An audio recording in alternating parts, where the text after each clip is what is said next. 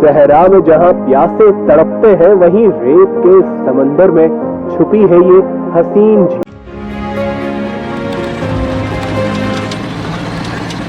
सांगर से 30 किलोमीटर दूर खिपरू और अछूथर के संगम पर वाक़े इस शाहकार को कहते हैं बुटाड़ लेक। फितरत की रंगीनियां देखने वालों को हैरान कर देती हैं। इस दिलकश मकान तक जाने के लिए 4x4 गाड़ी जरूरी है। अगर आपके पास नहीं तो खिपरू से किराए पर भी मिल जाती है।